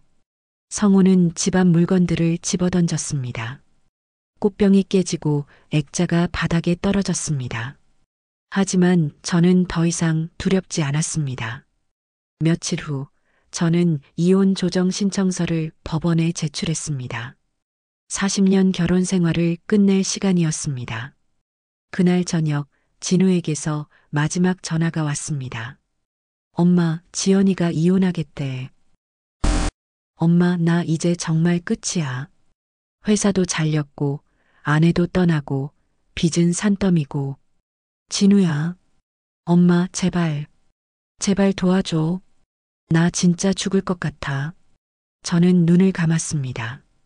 가슴이 찢어지는 것 같았습니다. 하지만 저는 단호하게 말했습니다. 진우야, 엄마는 이미 해줄 수 있는 거 다 했어. 이제 내가 알아서 해야 해. 엄마, 넌 어른이야. 내가 선택한 결과를 받아들여야지. 엄마, 정말 이렇게 날 버리는 거야? 저는 눈물을 흘리며 대답했습니다. 버리는 게 아니야. 너를 독립시키는 거야. 이제 내 인생은 내가 책임져야 해. 전화를 끊고 저는 한참을 울었습니다. 내가 너무 독한 걸까? 아들을 이렇게 내버려 두는 게 맞는 걸까? 하지만 순자의 말이 계속 떠올랐습니다. 진우는 어른이야. 자기가 한 일에 책임져야지. 그날 밤 저는 오랜만에 하은이에게서 문자를 받았습니다. 할머니, 아빠가 많이 힘들어해요. 근데 나는 할머니가 맞는 것 같아요. 할머니 잘못 없어요. 사랑해요. 저는 손녀의 문자를 보며 눈물을 흘렸습니다. 하은아, 고마워. 내가 있어서 할머니가 버틸 수 있어. 창밖으로 밤하늘의 별이 보였습니다. 어둠 속에서도 빛나는 별처럼 저도 이 어둠을 견뎌낼 것입니다. 비록 지금은 최악의 순간이지만 이것을 넘으면 새로운 시작이 기다리고 있을 것입니다. 다음 날 아침 저는 평소처럼 급식소를 열었습니다. 어르신들이 들어오셨습니다. 사장님, 뉴스 봤어요. 정말 대단하시더라고요. 맞아요. 우리 사장님이 영웅이에요. 사장님, 힘내세요. 저희가 응원합니다. 어르신들의 응원에 저는 눈물을 흘렸습니다. 가족은 저를 배신했지만 이렇게 응원해 주시는 분들이 계시구나. 그날 저는 더욱 정성스럽게 밥을 지었습니다. 최악의 순간이었지만 동시에 제가 왜 이 싸움을 시작했는지 다시 깨닫는 순간이기도 했습니다. 나 자신을 위해, 그리고 이렇게 응원해 주시는 분들을 위해 끝까지 싸울 거야. 창밖으로 햇살이 들어왔습니다. 어둠이 가장 깊을 때 새벽이 가장 가까운 법입니다. 이제 곧 최종 판결의 날이 다가올 것입니다. 최종 공판일이 다가왔습니다.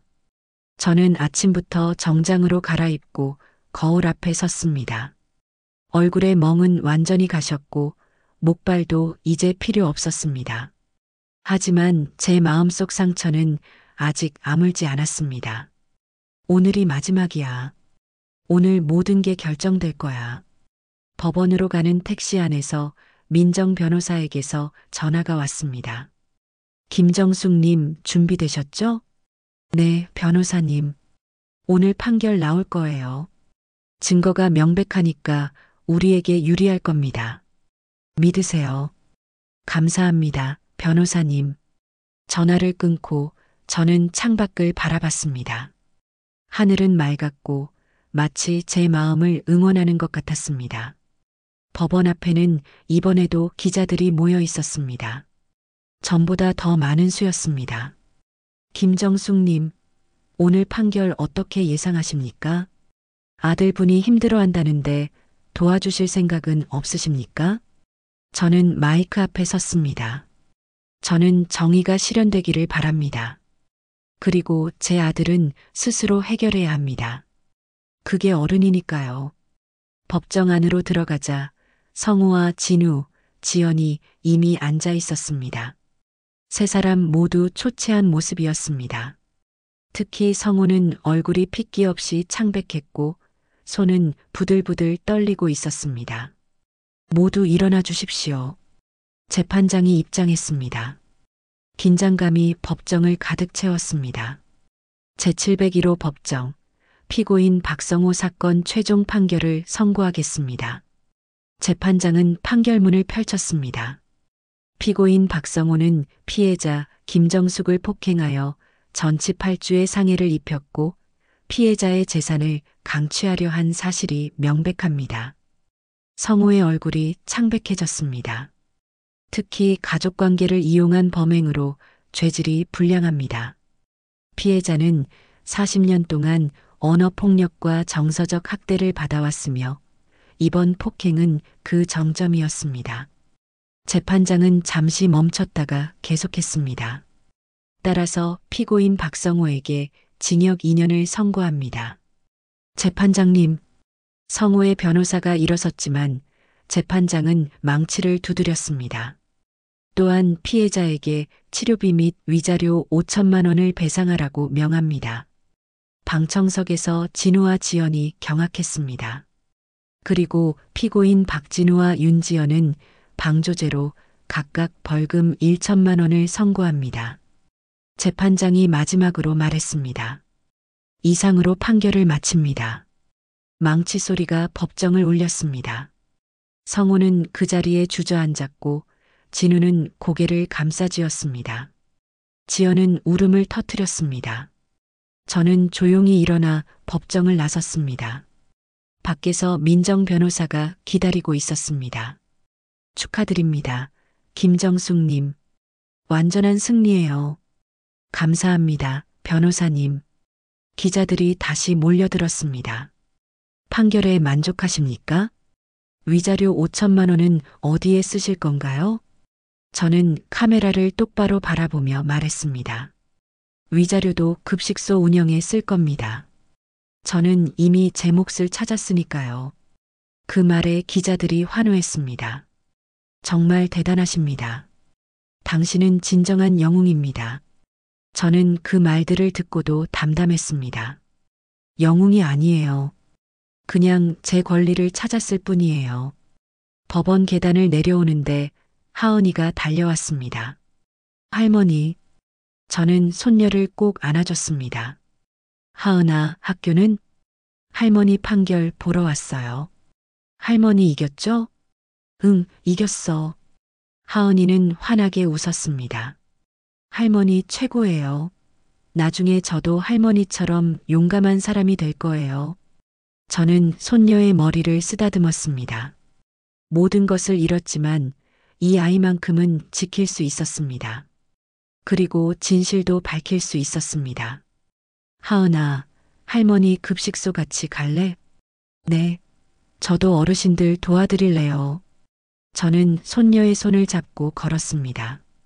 하늘은 맑았고 바람은 따뜻했습니다.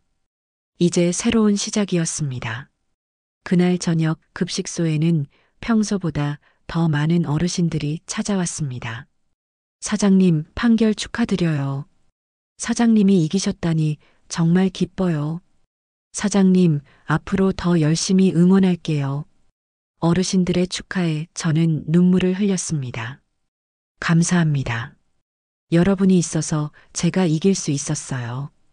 그날 저는 특별히 정성을 들여 음식을 준비했습니다. 감사한 마음을 담아서 말이죠. 저녁 무렵 순자가 찾아왔습니다. 정수가 축하해. 순자는 쟤를 꼭 안아줬습니다. 순자야, 고마워. 내가 없었으면 못 이겼을 거야. 무슨 소리야? 내가 용감했던 거지. 우리는 급식소 안에 앉아 차를 마셨습니다. 정수가 이제 어떻게 할 거야? 이혼 절차 마무리하고 급식소 더 키울 거야. 그리고 하은이 자주 보고. 진우는? 저는 잠시 침묵했습니다. 진우는 스스로 일어서야 해. 더 이상 엄마가 도와줄 수 없어. 그래도 내 아들인데. 아들이지만 이제 어른이야. 자기 인생은 자기가 책임져야지. 순자는 제 손을 꼭 잡았습니다. 정수가, 넌 잘하고 있어. 정말 잘하고 있어. 그날 밤 저는 혼자 원룸으로 돌아왔습니다. 작지만 아늑한 공간이었습니다. 창문을 열자 시원한 바람이 들어왔습니다. 저는 거울 앞에 섰습니다. 거울 속 제 모습은 예전과 달랐습니다. 주름은 여전했지만 눈빛은 달랐습니다. 더 이상 두려움이나 체념이 아닌 평온함과 자신감이 담겨 있었습니다. 이제야 나를 찾았어. 김정숙이라는 사람을 말이야. 핸드폰이 울렸습니다. 하은이에게서 온 문자였습니다. 할머니, 오늘도 할머니 생각했어요. 할머니는 제 영웅이에요. 사랑해요. 저는 미소를 지으며 답장을 보냈습니다. 할머니도 사랑해. 우리 하은이 꿈꿔. 창밖을 바라보니 급식소에 불빛이 보였습니다. 저곳에서 내일도 배고픈 어르신들이 따뜻한 밥을 먹을 것입니다. 제가 기부한 돈으로 만들어진 그곳에서 말이죠. 산비탈에서 굴러떨어질 때 깨달았어. 내 인생은 누군가의 소유가 아니라 나 자신의 것이라는 걸. 이제 나를 밟을 사람은 없어. 이 길 끝엔 오직 나의 삶만 있을 뿐이야. 저는 창문을 닫고 침대에 누웠습니다. 처음으로 편안한 잠이 올 것 같았습니다. 가족도 재산도 모든 것을 내려놓았지만 가장 중요한 것을 얻었습니다. 바로 저 자신이었습니다. 벽에 걸린 시계가 자정을 가리켰습니다. 새로운 하루가 시작되는 순간이었습니다. 저는 눈을 감았습니다. 내일도 급식소에는 배고픈 어르신들이 찾아올 것이고 저는 그들에게 따뜻한 밥을 대접할 것입니다. 그것이 바로 제가 선택한 삶이었습니다. 욕심 많은 가족들에게 빼앗기는 대신 정말 필요한 사람들과 나누는 살. 그 선택은 옳았습니다. 밤하늘의 별은 여전히 빛나고 있었습니다. 그리고 제 새로운 인생도 그 별처럼 조용히 하지만 확실하게 빛나고 있었습니다. 판결이 확정된 지 석 달이 흘렀습니다. 계절은 어느새 겨울로 접어들었고 거리에는 첫눈이 내리고 있었습니다. 저는 무료 급식소 앞에 서서 하늘을 바라봤습니다. 눈송이가 제 손바닥에 내려앉았다가 사라졌습니다. 참 많은 일이 있었구나. 이혼 절차는 한 달 전에 완료되었습니다. 40년 결혼 생활이 법원 서류 한 장으로 끝났습니다. 이혼 판결문을 받아든 날, 저는 묘한 감정을 느꼈습니다. 슬픔도 있었지만 동시에 해방감도 들었습니다. 이제 정말 자유로워진 거야. 성우는 지금 교도소에서 복역 중이었습니다. 면회를 신청했다는 소식을 들었지만 저는 가지 않았습니다. 더 이상 볼 이유가 없었습니다. 무료 급식소는 이제 지역을 넘어 유명해졌습니다. 매일 200명이 넘는 노인들이 찾아왔고 자원봉사자도 30명이 넘었습니다. 후원금도 꾸준히 들어왔습니다. 저는 새벽부터 밤늦게까지 급식소에서 지냈습니다. 사장님, 오늘 김치찌개 정말 맛있어요. 사장님 덕분에 우리가 삽니다. 어르신들의 감사 인사를 들으며 저는 보람을 느꼈습니다. 이것이 바로 제가 원했던 삶이었습니다. 어느 날 오후 낯선 여성이 급식소를 찾아왔습니다. MBC 다큐멘터리 팀 PD였습니다. 김정숙님의 이야기를 다큐멘터리로 만들고 싶어서 찾아왔어요. 많은 분들에게 용기를 주고 있거든요. 촬영이 시작되었고 저는 카메라 앞에서 제 이야기를 담담히 풀어냈습니다. 다큐멘터리가 방송된 날 전국이 떠들썩했습니다. 시청률은 15%를 넘었고 포털 사이트 실시간 검색어 1위에 올랐습니다. 다음 날 급식소 문을 여는데 긴 줄이 서 있었습니다. 사람들은 쌀포대와 야채 박스를 들고 왔습니다. 누군가는 현금 봉투를 건넸고 누군가는 자원봉사를 신청했습니다. 다큐 봤어요. 정말 감동적이었어요. 저희도 후원하고 싶어서 왔어요. 저는 감격에 겨워 눈물을 흘렸습니다. 이렇게 많은 분들이 응원해 주시다니. 한 달 후, 저는 두 번째 급식소를 열었습니다. 후원금이 계속 들어와서 가능한 일이었습니다. 개업식에는 하은이가 참석했습니다. 할머니, 축하해요. 고맙다, 우리 하은이. 하은이는 제게 꽃다발을 건넸습니다. 할머니, 저 커서 기자 될 거예요. 그리고 할머니 같은 분들 이야기를 세상에 알릴 거예요. 그래, 우리 하은이는 할 수 있어. 개업식이 끝나고 하은이가 조심스럽게 물었습니다.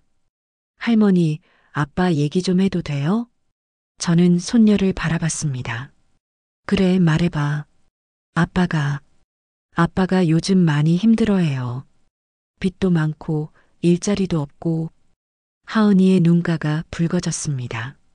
근데 할머니한테 연락하라고 하니까 아빠가 그러더라고요. 엄마한테 너무 큰 잘못을 했으니 연락할 자격이 없다고. 저는 깊은 한숨을 내쉬었습니다. 하은아, 할머니가 아빠를 미워하는 건 아니야.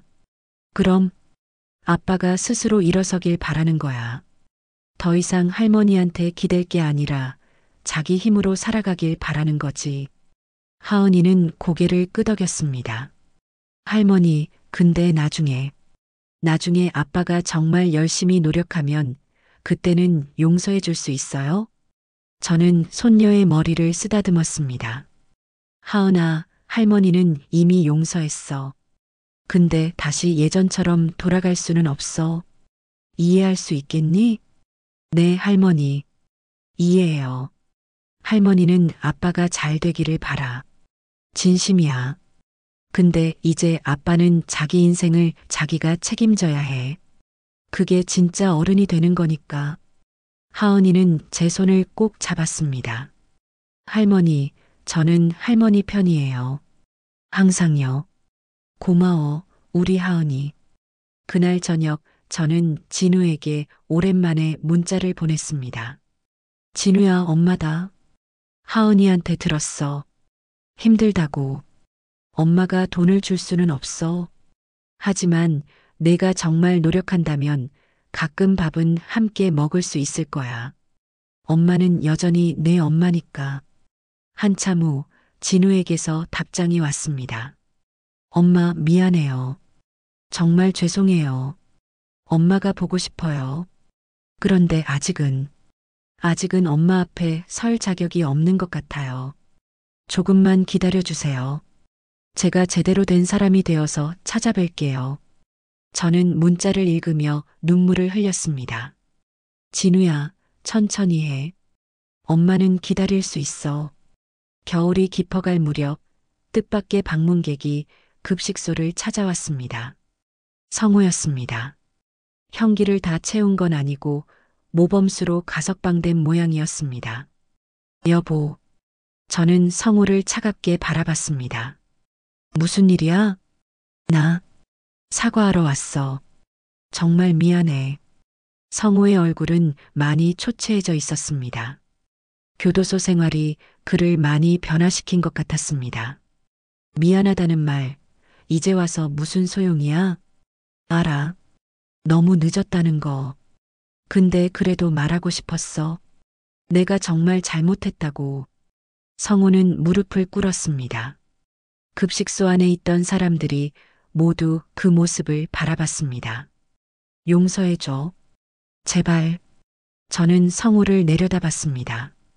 한때는 사랑했던 남편이었습니다. 하지만 이제는 그저 남이었습니다. 용서는 해줄 수 있어. 성우가 고개를 들었습니다. 근데 다시는 못 받아줘. 여보, 우린 이미 끝났어. 각자 길을 가야지. 저는 성우를 일으켜 세웠습니다. 당신도 이제 당신 인생을 살아. 나한테 기대지 말고. 성우는 눈물을 흘리며 고개를 끄덕였습니다. 알았어.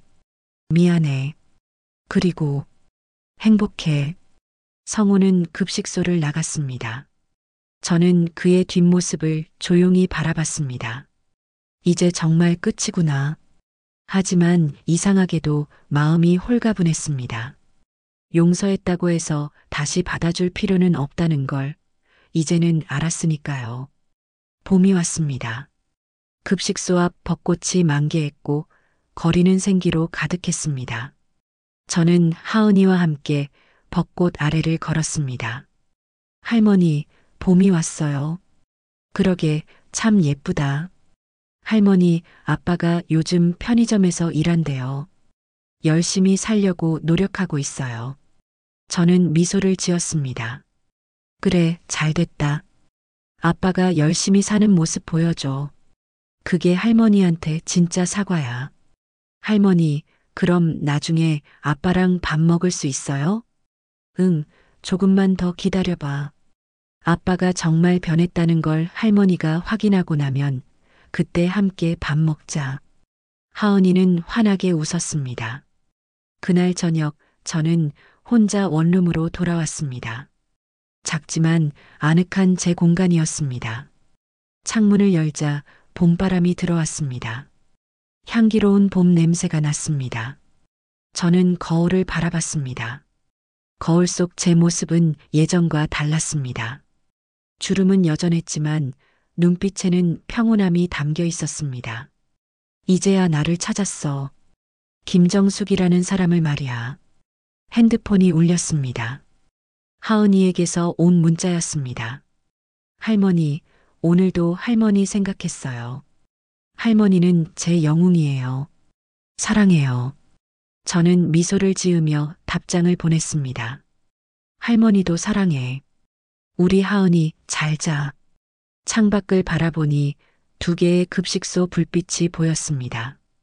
저곳에서 내일도 배고픈 어르신들이 따뜻한 밥을 먹을 것입니다. 제가 기부한 돈으로 만들어진 그곳에서 말이죠. 산비탈에서 굴러떨어질 때 깨달았어. 내 인생은 누군가의 소유가 아니라 나 자신의 것이라는 걸. 이제 나를 밟을 사람은 없어. 이 길 끝엔 오직 나의 삶만 있을 뿐이야. 저는 창문을 닫고 침대에 누웠습니다. 편안한 잠이 올 것 같았습니다. 가족과의 관계는 예전처럼 돌아가지 않았습니다. 남편과는 완전히 헤어졌고 아들과는 제한적인 관계를 유지하고 있었습니다. 하지만 그것으로 충분했습니다. 중요한 건 제가 제 존엄을 되찾았다는 것, 그리고 진정으로 의미 있는 일을 하고 있다는 것이었습니다. 하은이와는 전보다 더 가까워졌고 순자 같은 진짜 친구들이 제 곁에 있었습니다. 무엇보다 매일 급식소에서 만나는 어르신들의 미소가 저에게 가장 큰 보람이었습니다. 이것이 바로 제가 선택한 삶이었습니다. 욕심 많은 가족들에게 빼앗기는 대신 정말 필요한 사람들과 나누는 살. 그 선택은 옳았습니다. 벽에 걸린 시계가 밤 12시를 가리켰습니다. 새로운 하루가 시작되는 순간이었습니다. 저는 눈을 감았습니다.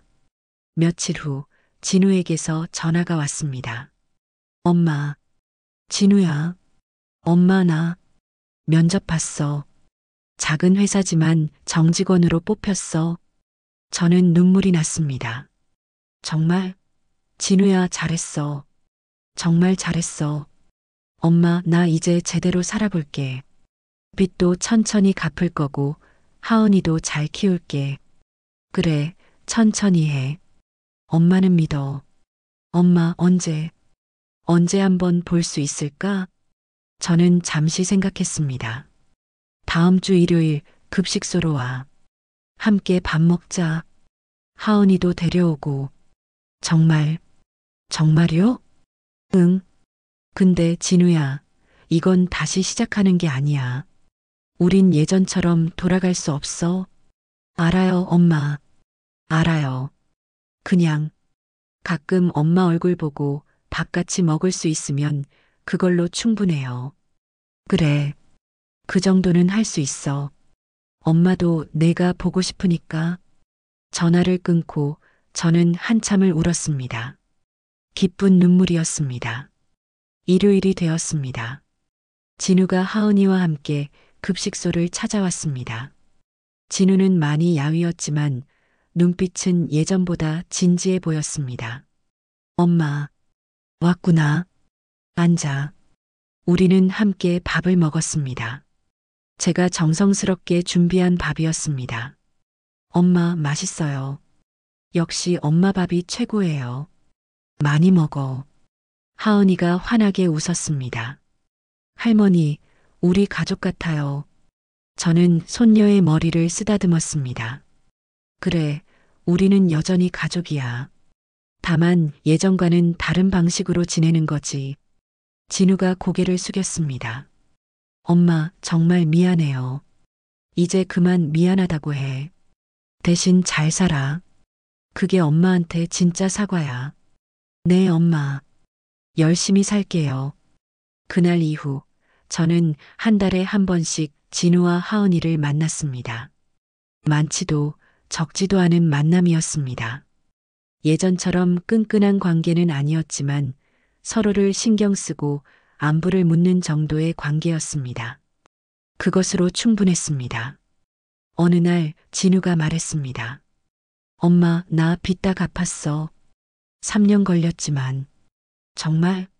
진우야, 대단하다. 엄마 덕분이에요. 엄마가 제대로 사는 모습 보여주니까 나도 그렇게 살고 싶었어요. 저는 아들의 어깨를 두드렸습니다. 잘했어. 정말 잘했어.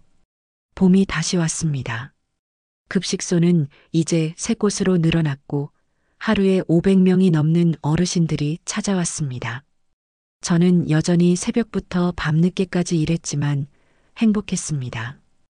66번째 생일날 하은이와 진우가 깜짝 파티를 준비해 왔습니다.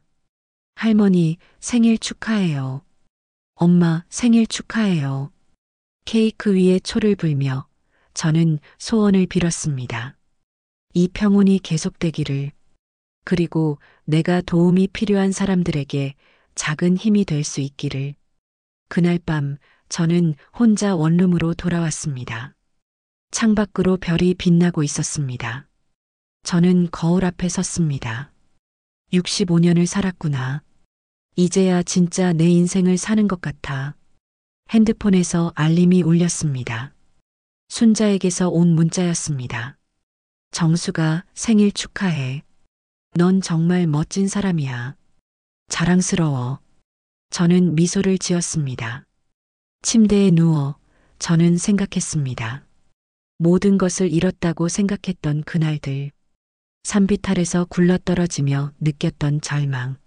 하지만 그 순간이 제 인생의 전환점이었습니다. 가족을 잃었지만 진짜 나를 찾았습니다.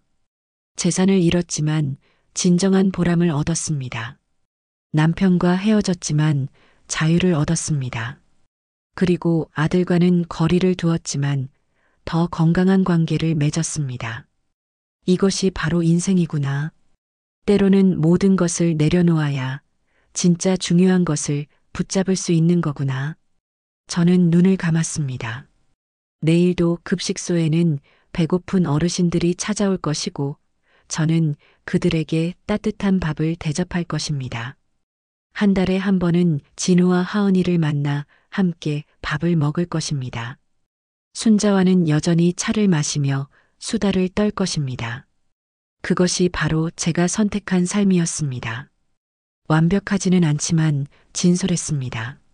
화려하지는 않지만 의미 있었습니다. 밤하늘의 별은 여전히 빛나고 있었습니다. 그리고 제 새로운 인생도 그 별처럼 조용히 하지만 확실하게 빛나고 있었습니다.